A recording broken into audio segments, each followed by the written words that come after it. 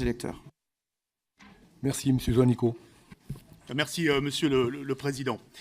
Notre collègue Paul Molac évoquait tout à l'heure l'urgence d'agir.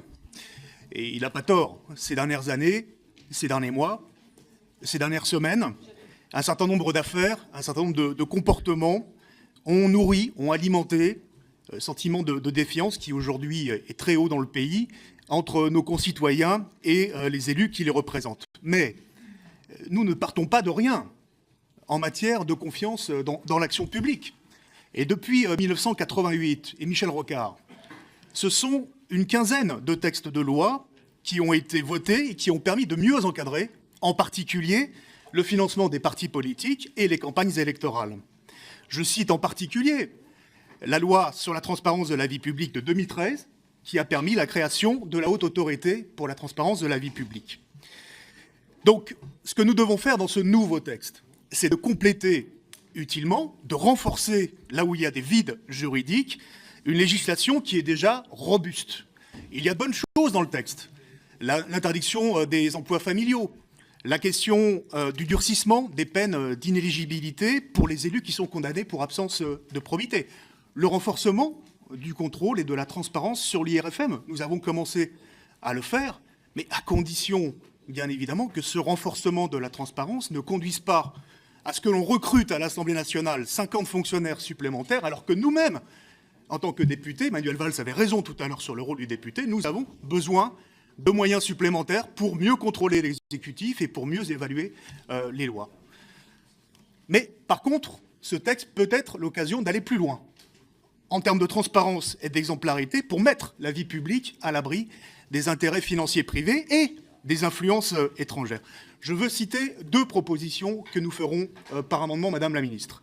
La première, elle concerne la prévention des conflits d'intérêts. Pourquoi ne pas rendre publique l'identité des personnes qui font un don au total supérieur à plus de 2 500 € lors d'une campagne électorale ou à un parti politique? Nos concitoyens sont en droit de savoir qui sont les principaux contributeurs au financement des campagnes, qui financent ceux qui vont nous gouverner, et si ceux qui vont nous gouverner vont le faire au nom de l'intérêt général. La deuxième proposition, elle est sur le régime d'incompatibilité, et elle a été évoquée par Delphine Batho à l'instant. Pourquoi ne pas interdire purement et simplement toute activité professionnelle quand on a un mandat de parlementaire?